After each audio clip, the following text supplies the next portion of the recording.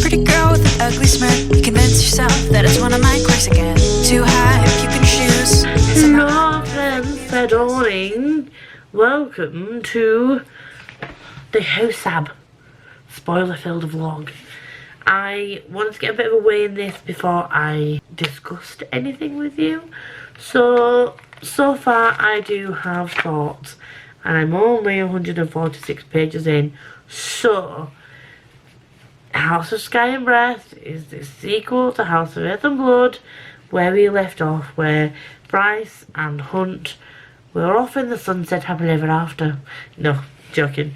They were warned by the Astera that they are not allowed to discuss what Bryce did. And I can't remember his name, is it Reggie? They've only mentioned his name like once in this. But I want to say Regice, I can't remember his name. This is really annoying. I can't remember, one of the Asteria anyway. He has warned them that they need to keep their heads down. Do you know what I mean? And this initially really confused me, because the start of this book is a 21-page prologue that follows a totally different character, and it starts following a character called Sophie. And obviously it sets us up for things that happen in the rest of the book, but for one, it's a 21-page prologue. I don't think I've read a prologue ever that has been that long, and I was kind of expecting it to just follow on maybe a few months later after the events and follow Bryce and Hunt and that and everyone like straight away, but it didn't. So we meet Sophie, and she shows herself to have some kind of extra ability. She's not just a human, and they think she's just a human, and she's got this plan to save her brother, and she's trying to execute that in the prologue. That, until things have started unravelling later down the line, that was very confusing as to why that was a thing. But we now know that the River Queen is out to find this Sophie and her brother Emil, and we don't know why particularly yet, other than the fact that they've got, is it the Thunderbird? Well, yeah, Sophie and her brother have got this special ability that that obviously people in power are going to want. The Asteria was supposed to have snubbed this power out. They obviously didn't kill everyone that had it. It's Thunder something. It's really annoying me because I've literally just read it. Yeah, it is Thunderbirds. I just sounded weird in my head. Basically, it turns out that Sophie and her brother are the descendants of Thunderbirds, and they have the Thunderbird power inside them. The Asteria thought they were too wild and uncontrollable and were supposed to be snuffed out years ago. This hasn't happened, and this is what we're finding out now, is that Tharian, if you remember who Tharian is, I don't know how they don't say his name, they say Tharian. They say his name like Tharian. Yeah, Tharian, if you remember who he is, he's the merman that helped them in the first book. He is tasked by the River Queen to find Sophie and her brother, alive or dead, they don't care. But she wants to obviously use this girl's powers somehow. It's kind of obvious. But can we also appreciate that this has literally just hit the ground running straight away. Like, the prologue was like Sophie trying to save her brother from this prison that he'd been in, and he was like sentenced to death. And then it moves straight into this weird relationship that Hunt and Bryce have now decided to have, where she said no sex until they've known each other and got to know each other for a few months. I understand why she would do that, but given the fact of how close there's taken a step back and then there's taken a step all the way back. I don't understand why they've done that. Well, I kind of do, because it kind of leads to the fact that her dad dad, her father, the Autumn King, is marrying her off to some absolute alcohol who Cormac.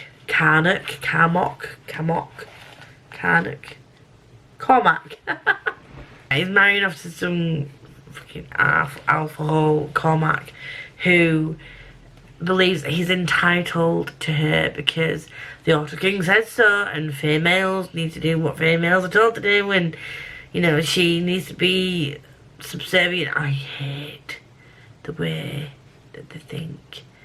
And it's like, just do as you're told, you're not allowed a brain of your own.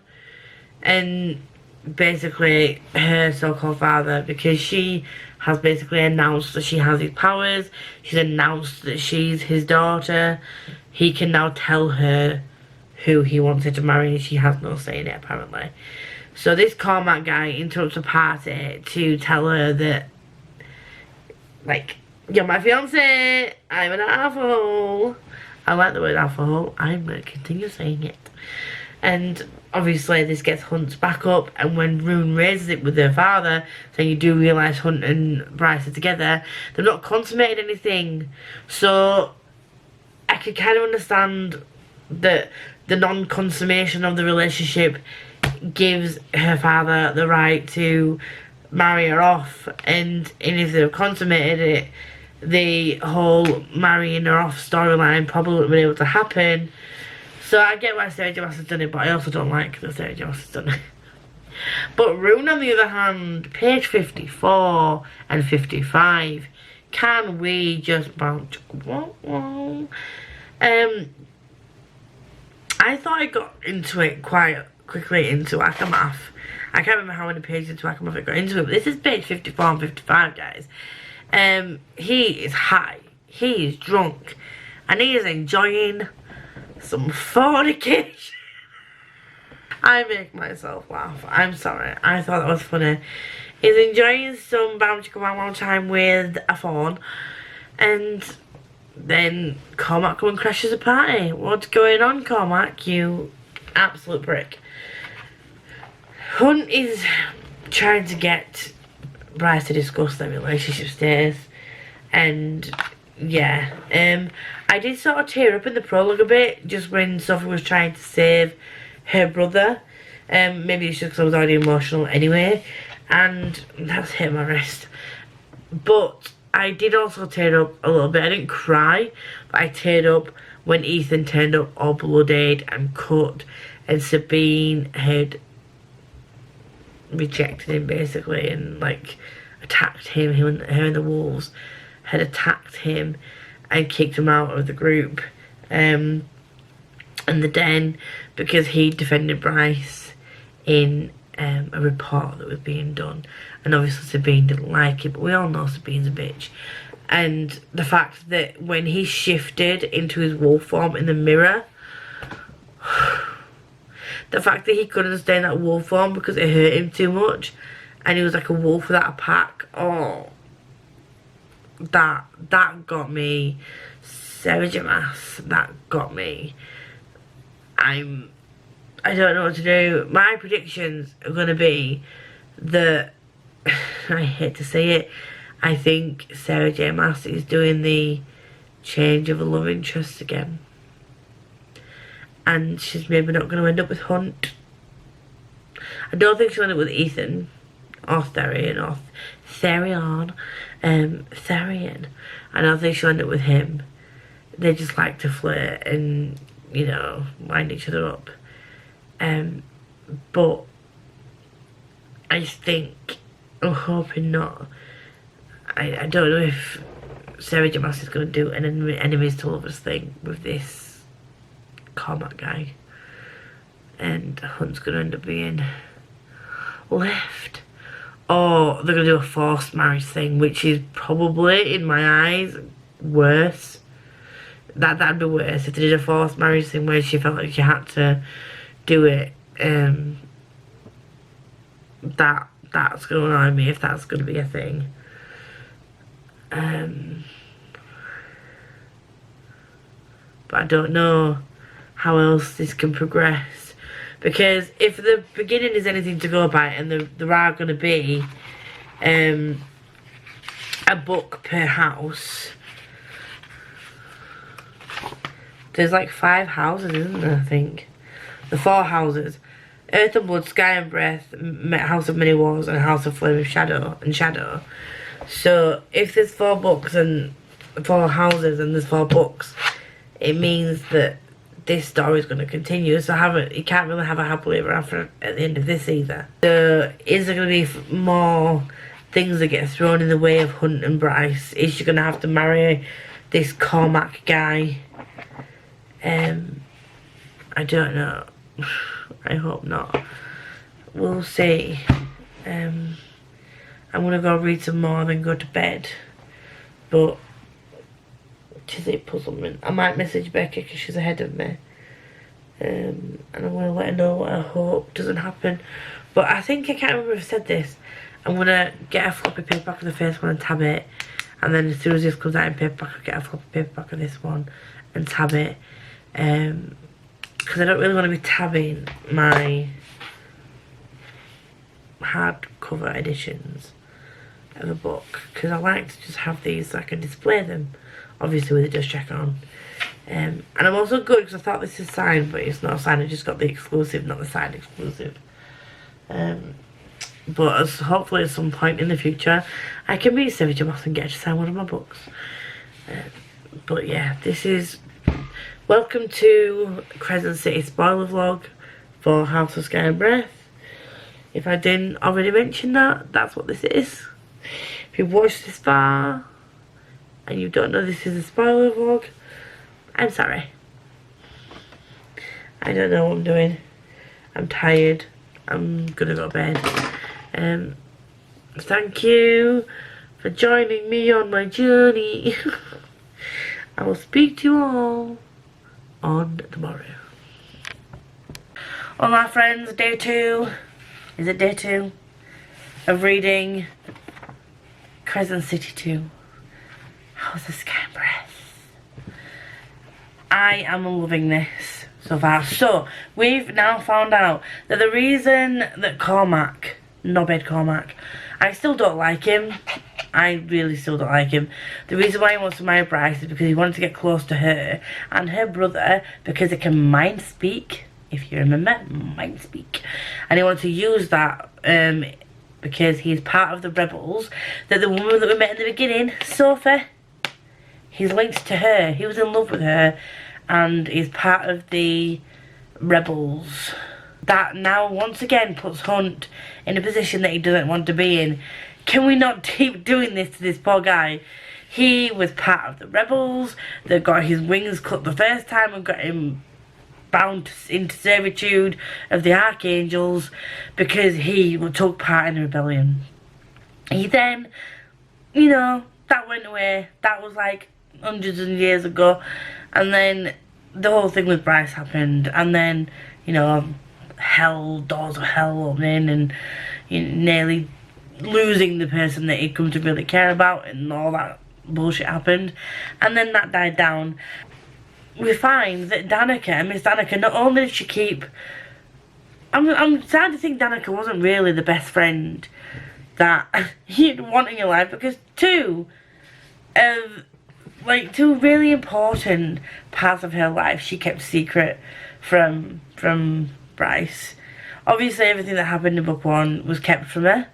And the fact that she got a literal horn tattooed in her back without Bryce's permission, now that you think about it. Even though it was to kind of protect her and like keep the horn safe, it was still very much not a great thing to do without your friend's permission.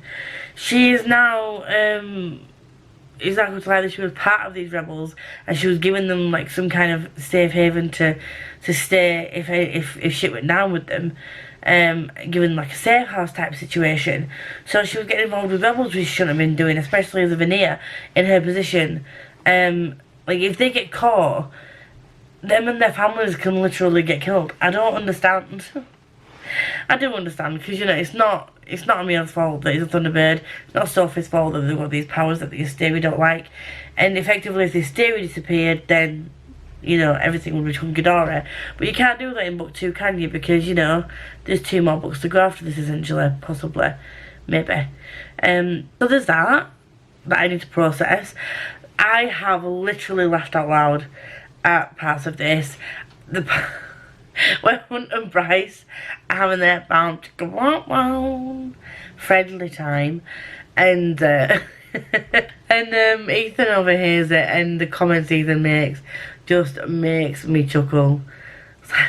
That just, the quote was like, oh, that's medically not sane or something. That's I can't remember what he says. When he says, I'm gonna fuck you senseless. He says, that sounds medically dangerous. It just makes me laugh. It makes me laugh so much. I'm still unsure as to how things are gonna go down with Therian. I don't know how to pronounce his name, even though I've got the audiobook. I feel like he might be one of the people that dies in this. Just putting that prediction out there right now. I feel like he might be one of the ones that dies in this. And I don't want to. I also think Ethan might die. And I know that Sarah J Maas doesn't generally kill off characters that she likes, like main characters. But Ethan's not technically a main character. Lahaba wasn't a main character. She was a very well loved character, but she wasn't a main one, and she died. So I feel like Ethan might end up dying and Therian might end up dying. But then again, I've also got a really bad feeling something's going to happen to Isaiah and Naomi, and I don't want it to happen. Because again, they're not main characters. So, you know, I don't know. It's all up in the air. In my mind, everyone I like is going to die. But that's just me thinking the worst of everything. I'm really scared. I don't know. I don't know how they're going to get out of this. I genuinely don't. Initially, I was really, really wary of Celestina. Because I thought the same as Hunt. It's like, is she being nice just to woo him in, like win him over, make him drop his guard, and then be like, boom, and then start treating him like Micah treated him? I was going to slap a bitch if that happened. Not going to lie, but like, boop, this book has had enough to kill a bitch. And I will go to the mat for Hunt every single time, as well as Bryce, but Bryce is another thing, wasn't she, really? Also, Pollux and Baxian. Pollux can die. Pollux can just take a long walk off a short pier, and I would not care. I say that with my full chest. Long walk, short pier, that is what you need. We were talking about this in the live the other day. It's disgusting how they treat females. And I know this is part of the Fae thing, and it's in every book that has to do with Fae. Doesn't mean I like it. It is very much presented as something that's wrong, though. I do need to stress this, because people seem to take this in the wrong way. It is clearly shown as something that's wrong.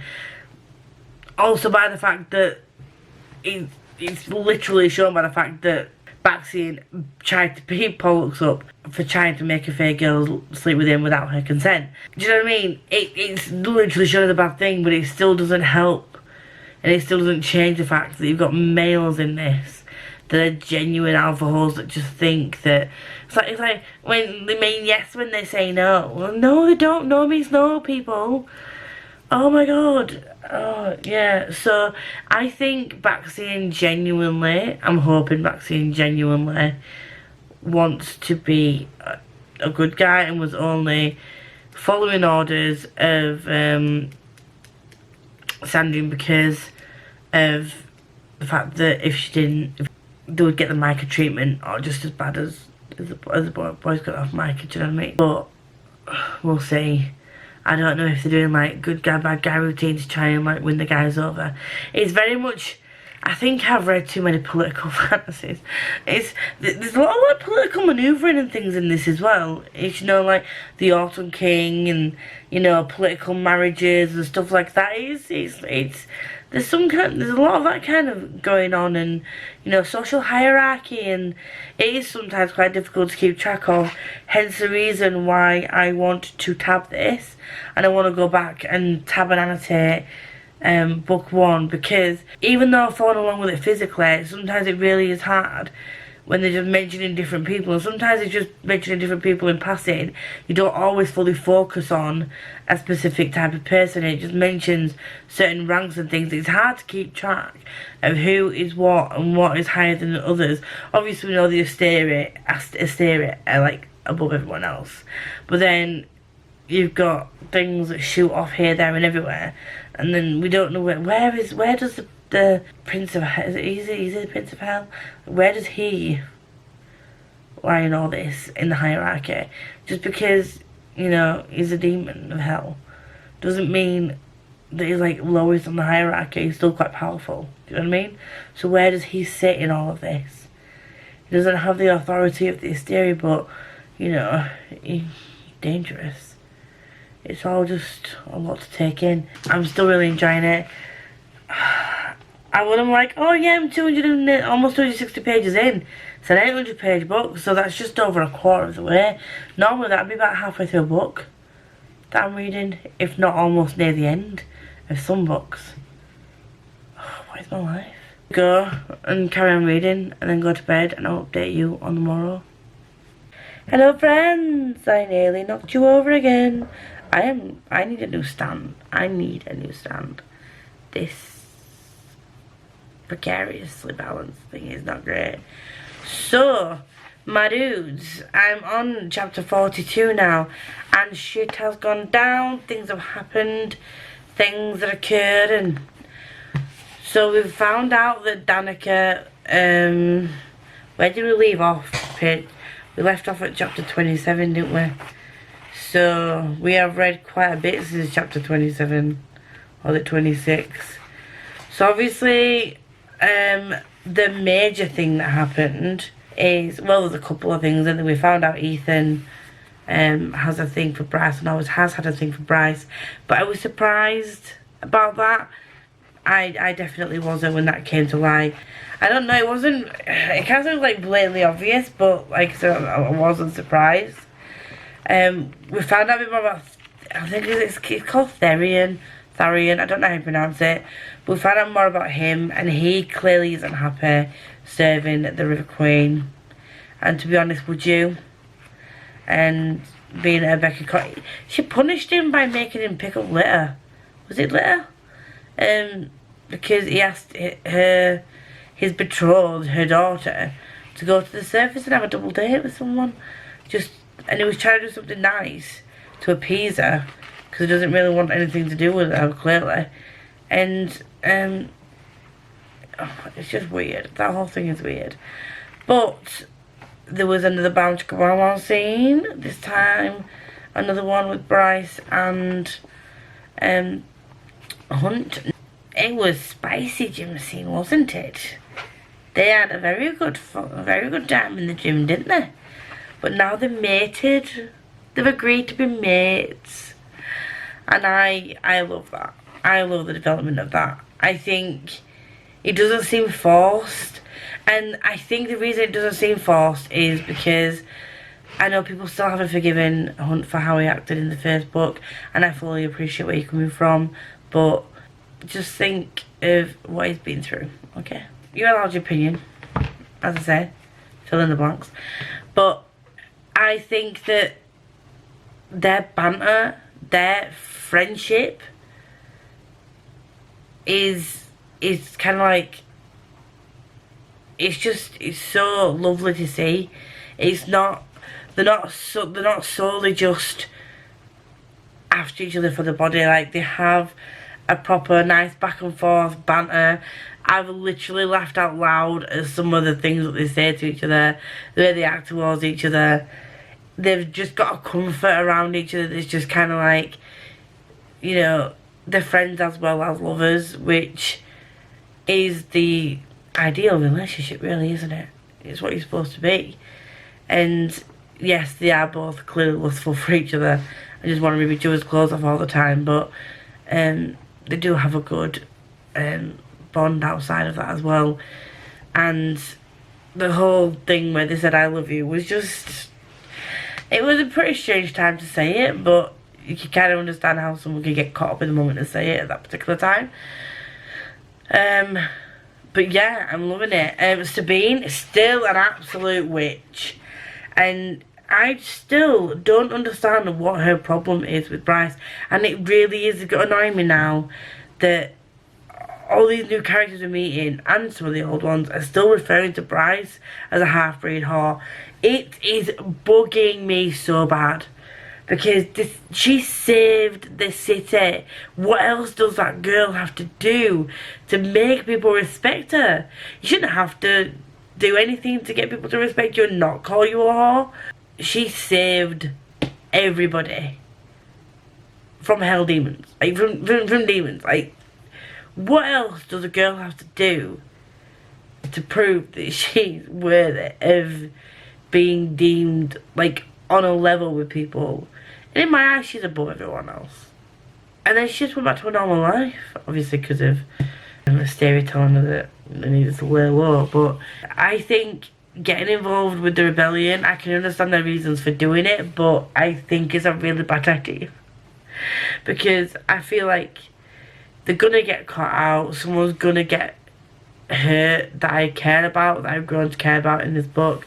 Whether it's one of the more minor characters like Isaiah or Naomi, or Baxian, who's growing on me. Baxian's growing on me, and I don't. I really want him to be a good guy, but I don't know if he genuinely is, and he's really stressing me out. I don't know whether to trust him or not, but at the moment he's really growing on me. And if you've read this and you're watching this, and I'm currently at this stage, you know what happens with him. You're probably just screaming at the computer right now, being like, oh my god. But I really want him to survive this. Again, like I said, Pollux can die. This Hind character that's come in, and the Harpy, they're just creepy women. They can go die. They should get sacrificed to the bone, what's it called? They should get their second light taken from them. They should just die. Get the second light taken from them and just turn to dust. I genuinely don't care. Same with the Autumn King. Cormac, he's an enigma, isn't he? He's helping him out. But he's also only helping him out because he's in love with Sophie, but then he's betrothed himself to Bryce. I know he's just publicly, like, that he's done this, but he's done that so that he could then get closer to her so he could find Sophie. But then everyone's going to try and arrange this marriage, and I'm really hoping that don't go ahead. I'm hoping that, because Bryce and Hunt have now said that they're officially a thing, that, you know, it'll happen. But in the eyes of the Autumn King, they still haven't consummated this pairing. If you remember earlier on in the book, we were saying, you do know they're a thing, right? And he's like, well, they're not consummated, so it really doesn't matter. So they have done things, but they're not fully consummated it. So I'm thinking that there might be a way for them to get around that and still force her to marry Cormac. I really hope that's not the case. This Emil kid, I don't know if he's good or bad. And I feel like he's not a good character. I don't know why.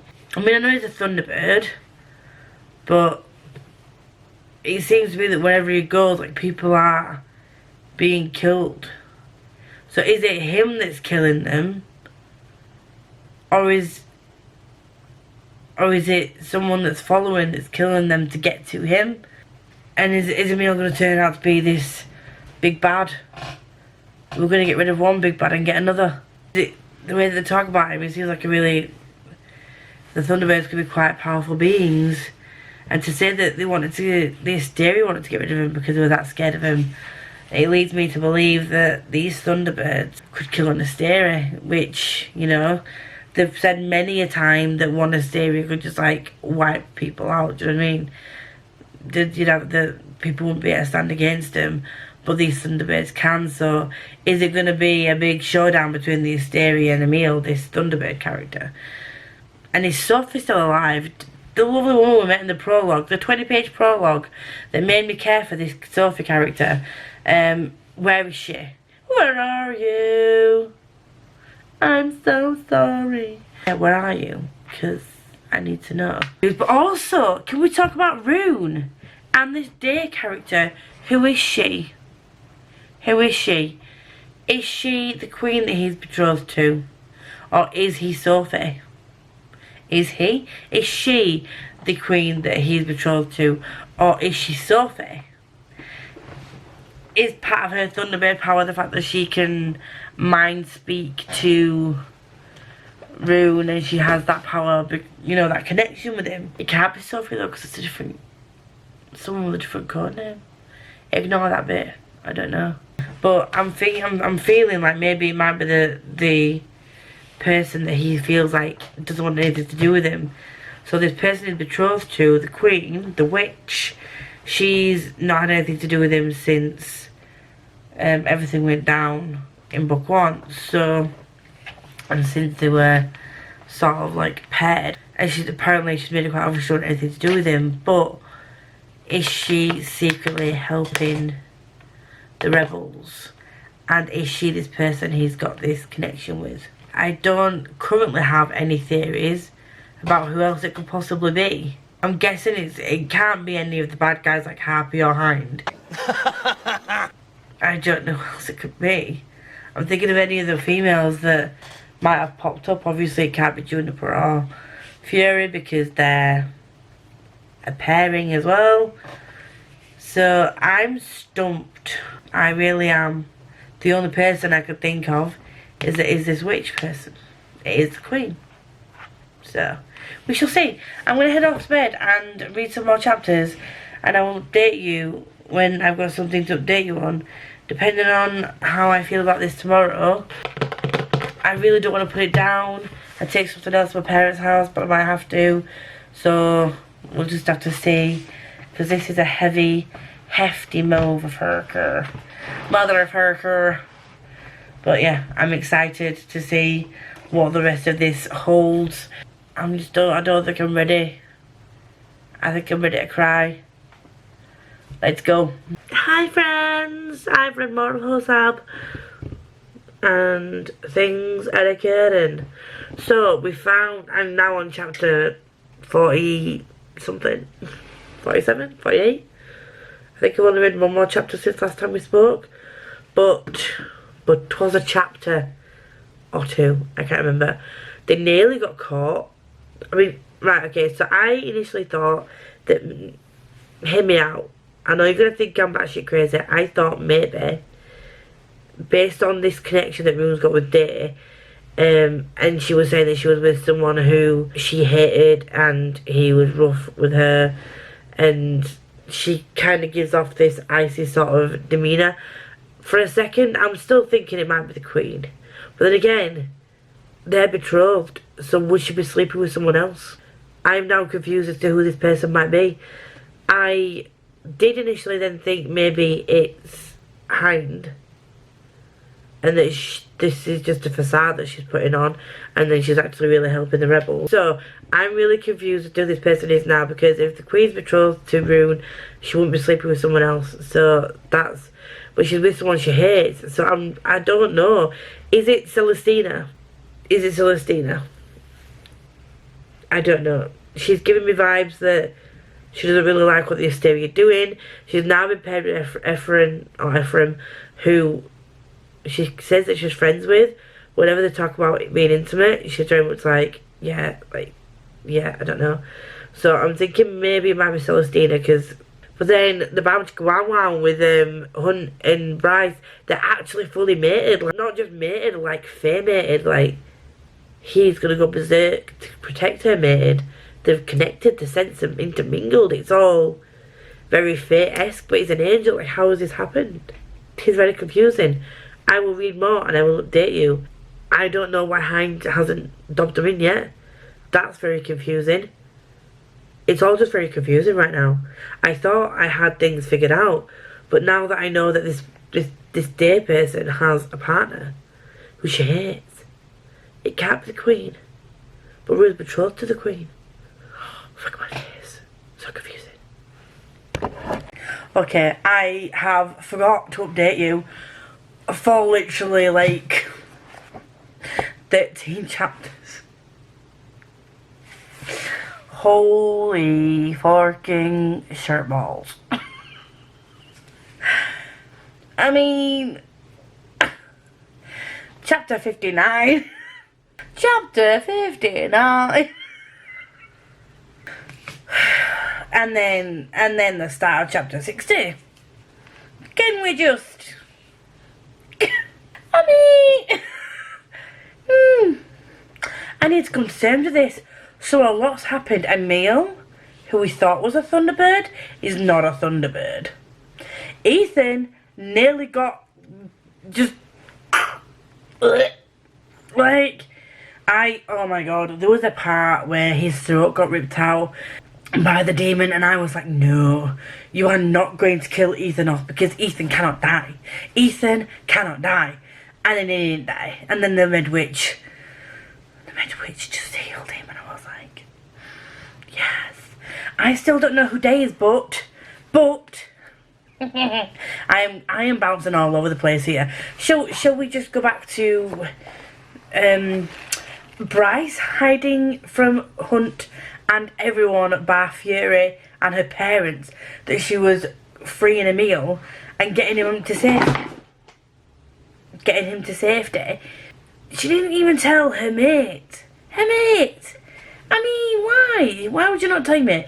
That was ridiculous. I'd have been annoyed at that too. But I'm glad he didn't have any powers, and I'm glad he's with her parents. But is that, and he's got a new name. That is so cute.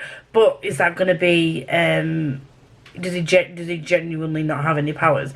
And is he going to be safe there? I don't know. I'm hoping that that is the end of that situation, and there is no repercussions of what she did. The fact that this second, I don't know if we addressed this bit, the second light thing, did we address that bit earlier? I don't know. But freeing the sprites and the dragon was just hilarious. That whole thing, I was like, oh, cute, he's freed these sprites and he's trying to free this alpha wolf that is a mystic, that is being held captive, and that he, you know, against her will basically. And then because he couldn't free her straight away, he freed the sprites. I was just, that just made me chuckle. And three of the claws things were sprites. One was a dragon, but then the fact that the dragon bolted when shit went down in the bar, wasn't a fan. And I don't know if she's done that because she was scared and she didn't want to get taken back to wherever it was that she, you know, wherever she came from, or like, I don't know why she might come back later, I don't know. Is it going to be, we think she's abandoned us, but really she went off to get help? Is trying to find a way to help them? I don't know. But yes, I'm glad Ethan's okay. Crisis averted, you know, love it. But really hate that her dad did that whole thing. Have I just said that? I can't remember. The fact that the Autumn King was just like, nah, I'm gonna... Yeah, fair enough, Bryce shouldn't have used the princess title to get what she wanted. But because she did that, not knowing fair law, she is now a fair princess. And her dad's changed her name, because apparently he can do that. He can change her name without asking her. So she's no longer Quinlan, but she's a Quinlan to me. She will always be, has always been, will forever be Quinlan. None of this Dannon bullshit. Although I'm glad that her and Rune, you know, have come to, have gotten close. But yeah, she's never going to be a Dannon. She's always a Quinlan. Bryce Quinlan sounds better than Bryce Dannon. I love that at the ball she was like, yes, I'm the princess, but this is my mate, and he's a prince, and his name's Hunt Athalar. I don't like how she did that without speaking to Cormac. I kind of left him feeling a bit stupid. After what they'd been through together, I felt that was a bit shady, but, you know, she was sticking it to her dad, do you know what I mean? And then everyone was congratulating him, so now everyone knows that Hunt and her are mated and together, and they are a thing, and I'm hoping that everything turns out okay, but we don't know. It's Sarah J. Maas. It's book 2 of 4, or book 2, it's either the middle book or the second book in a quartet, so stuff's still gonna go down in it. Like, we can't be like, I'm over less than 200 pages from the end, and the likelihood that everything's going to turn out hunky-dory is... Are we thinking this is going to happen in this book? Probably not. But then finding out... I think... Do you know what my theory about... this is all over the place, this update, I am sorry. But the theory about Hind being Day... The whole... When the Harpy turned up, I was like... what? No. But do we want the Hind to be Day? Because she's ruthless. She's cutthroat. She is the devil incarnate's daughter. Do you know what I mean? She's horrible. But is it just is she just... I don't know. I'm really confused. Is that why she didn't tell everybody about... Why she didn't dub them in? Is she really actually a sympathiser? We don't know. But the fact that the Harpy was there and the Harpy didn't know what the code word was, like the code thing, like day and night thing. And then the Hind was stood over and watching. Was she stood over and watching because she didn't trust Rune? Or was she stood over and watching, waiting for him to turn up so then she could go down and be like, wow, wow, wow. Do you know what I mean? Was that the case? We don't know. But then Hypaxia and Celestina. Is that her name? Did not see that coming at all. Just mind blown. I'm totally behind this. I want Ephraim to just... Do you know what I mean?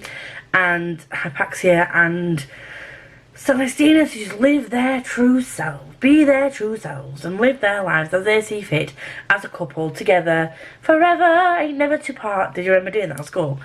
I do. So I'm currently here, and 'tis only 9:30 at night. I'm going to finish this tonight, and I'm going to voice note Becca. I've been voice noting Becca at every single thing that's happened, and she's going to think that I'm absolutely crazy, because one minute I'm up, one minute I'm down, and one minute I don't know what I'm doing in my life. But this is...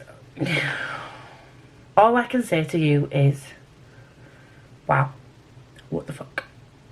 And I'm not even at the end yet, and we're going to have to wait at least another year for book 3. I am not ready to wait. I do not want to wait. But she has just had a baby, so... You know, I'll give you a few months to...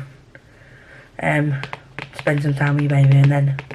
get back to writing. Okay? Thank you. Okay, so... Tharian has decided that it'd be a good idea to... bind himself to the Viper Queen. Like, how the... I don't understand how that's any better than being tied to the River Queen. Either way, he's going to be screwed and he's going to die. I think Cormac's going to die. And now I'm kind of growing used to him. I don't want him to die.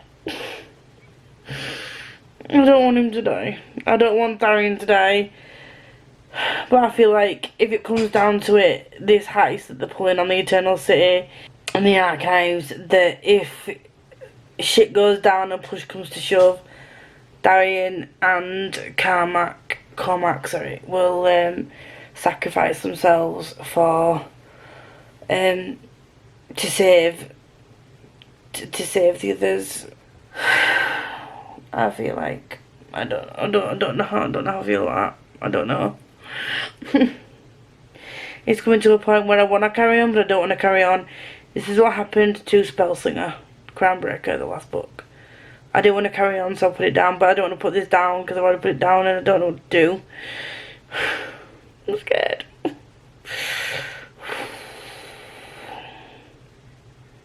And then I'm scared. I am really scared.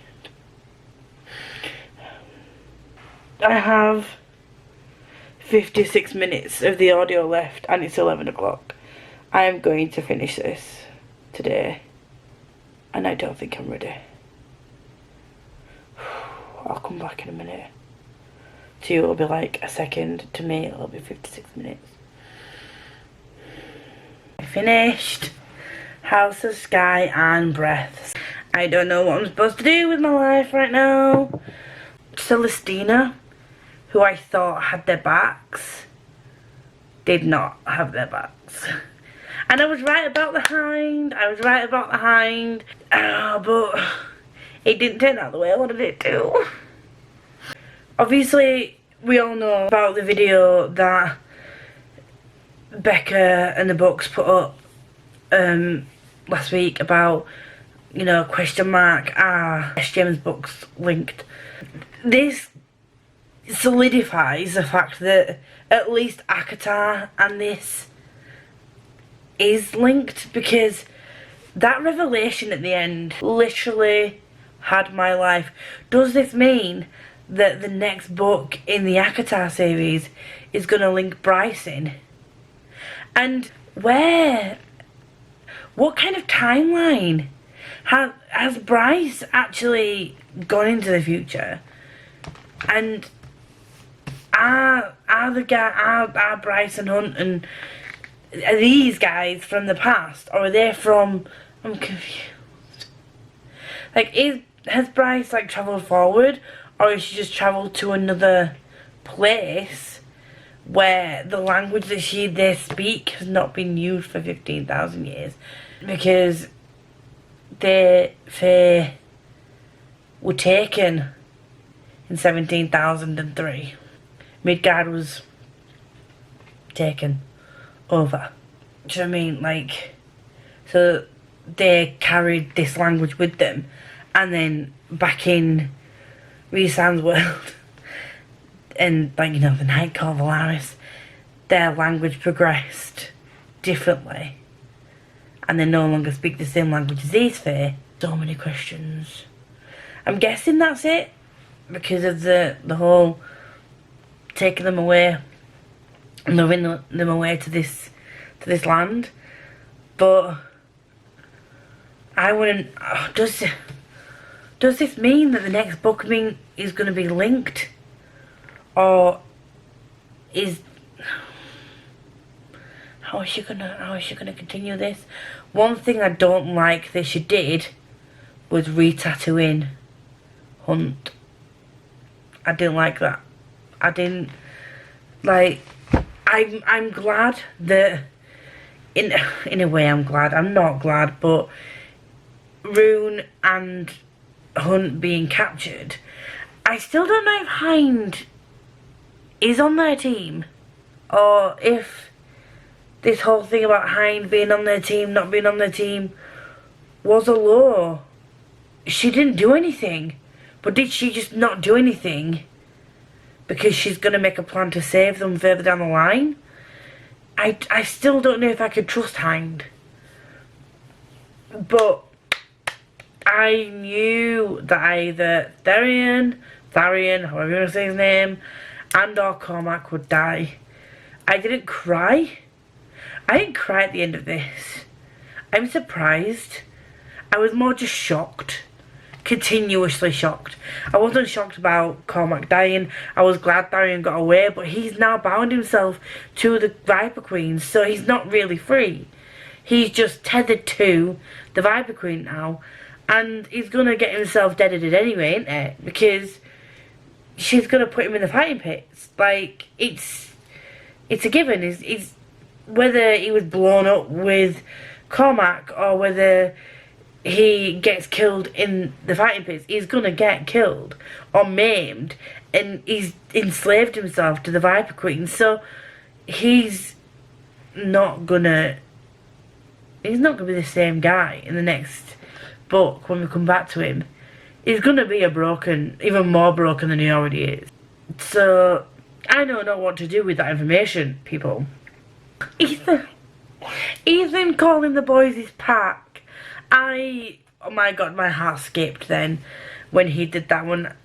But he's saving the Alpha. I'm finding out that the Alpha is another Fendir, like not ancestor, is another Fendir descendant in potential to become Prime to battle Sabine. So, whoo, child. We have thoughts for what's to come, And I don't think I'm ready for this next book. Whenever that may be, I do not know if I'm ready. I don't think I am. I'm scared. I'm scared. So, based on how it ended, like the extra chapter that was in this, it really wasn't much of anything, to be honest. The exclusive chapter was just a scene with Bryce and Hunt where they almost do the bounce go wow wow in a toilet but then don't. It was very, like, I'd have rather just got a signed edition. So that was nothing. The ending, let's talk about the ending and the predictions. So can a prince finding out the hysteria, like, feed off the light and feed off when they do the drop and stuff, like, that was just... So if they stop feeding them the first and second light and stop putting that light into the gate, the hysteria are going to die out. And getting that information out, they need to get that information out. And to find out that the hysteria behind Danica's death through Micah, that was a revelation. So the first time was like, my god, Micah is the bad guy. Then it's like, we all knew the hysteria were bad people anyway, didn't we? We knew that the gods were assholes. So, but I didn't realise how bad they were. Now that was something I did not expect. I was not ready. I'm still processing that information. Bryce, because she's not gone to hell, she can't rally the forces. She can't help the boys and free Midgard. She can't. What is going on? She can't do that. Because she's somehow teleported herself to Restand and the gang. Like, how are the boys gonna get out of this now? And how is she gonna get back to Hunt when she doesn't know where she is? And fair enough, they can tell her, they can, you know, they can inform her as to where she is, but she doesn't know how to get back to Hunt. Yes, they're mated and they've got that connection, but that connection can't do shit really over that amount of space, you know, can it? I don't know how they're going to get out of this predicament. Circling back to the whole thing, I know they can do it to Hunt, because clearly they did it to Hunt, and they've enslaved him again. But, and I know Rune's gone against the hysteria, but he's the prince. Can they do that? Are they just like the almighty gods that are like over everybody, and even though he's the son of the fair king, the heir to the throne, yada yada, they can still do what they want to him, and they can still do that to him? Is that a thing? I don't fully understand.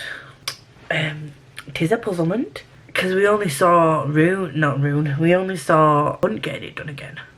And I'm pissed at Celestina. So Micah was a bad guy. Celestina is the bad woman. And she's about love is a trap. Is she saying is she saying that she was doing it to protect her love? So she shopped them in so that her Medwitch partner doesn't get done for it, being a rebel sympathiser. You basically betrothed to Ephraim, and the Medwitch, Hypaxia, is betrothed to Rune, and she's just got her betrothed captured. She's got the betrothed of her lover captured. So how is she gonna get out of this? I don't even know where to start with predictions. I thought I might have some, but I don't know. So I'm gonna throw some out there. And when it comes down to this next book coming out, we're gonna see if any of these predictions are right. So first off, Farah, Rhysand and the gang are gonna work with Bryce to try and get her back to her lands back to Midgard. And while they're doing that, I think Hunt and Rune will be enslaved, but I'm hoping Hind is still playing double agent and she's good and she's going to find a way to free them. I think Tharian is a goner. I think they're going to try and track him down to get him to help again, but he's going to be in the pits, like losing his sanity, losing himself for fighting, and he's going to be an absolute mess next time they see him. And as much as they want him to try and help, I don't think it's going to be in any mindset, like any state to help. Ethan is going to bond with Fate, Flynn and Deck, and they're going to find some way to potentially maybe open the portal back up so that Bryce can come through. The whole mind talking thing that Hind and Rune have, maybe they can use that to free the boys. But they're going to then need a med witch like Apaxia again to get rid of the halos. I really don't like that she's done that. It's kind of what I was saying in my vlog the other way. Did I say it? I said it in my vlog the other day. That in a lot of books, they take like 1 step forward and like 5 steps back. And kind of repeat the same thing. But this wasn't doing that. But they kind of have. She kind of has done that, hasn't she? So, Hunt was part of a rebellion. He got caught. He got haloed. And he was indentured into servitude to serve the archangels. All that was undone, rectified, yada yada yada. Medi-witch, halo removal, Bryce, woo, fun. And then they part of a rebellion again. They get caught again. And he gets haloed again. So it's just, is he bound to just continually be caught and haloed and enslaved for the rest of his days? Why can't this poor guy get a break? And the fact, I think as well, they keep mentioning that he's not like a normal angel. He doesn't have the scent of a normal angel. And I know that they mentioned the combining Bryce and Hunt's things, not just but magic, creates like a bigger, you know, they could create to go and do like a bigger, do you know what I mean? But they keep mentioning he doesn't have the scent of a normal angel. So is he part Fae as well? Is that why him and Bryce's scents are mingled and mixed and they're actually mated? Like Fae mates, mate. Not just mate. Do you know what I mean? Not like it. Not the way the angels do, the way that the Faes do. Or he was bred. So, was he bred for a specific reason? I need to know. So many questions. I think we're going to find out more about Hunt's breeding in this next one. And maybe what this secret is to him and why his scent is not like a normal angel. And is he the one that can save the day while Bryce is off in Valaris with Rhysand and the gang? I can't imagine this book's going to be written anytime soon because Sarah J. Maas has literally just had a baby. These questions will go unanswered and I'm going to have to reread these by the time the next book comes out. And hopefully by then I will have some fun little paperbacks that I can tab. I might tab this, you know. Next time I reread it, I might just tab my hardbacks.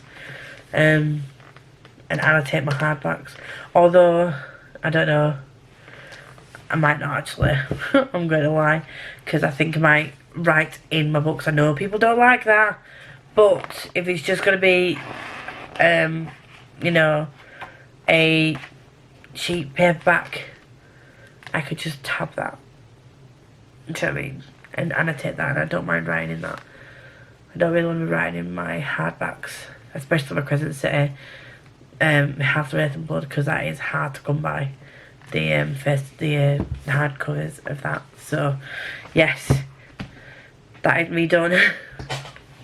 I'm going to try and cut this vlog down, but you know me, I ramble, and I had a lot of thoughts, and I had to process thoughts. I'm lost. I am not okay. I am not okay.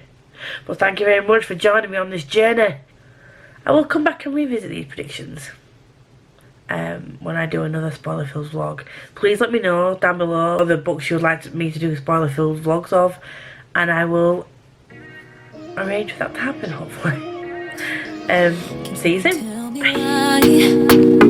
Every time I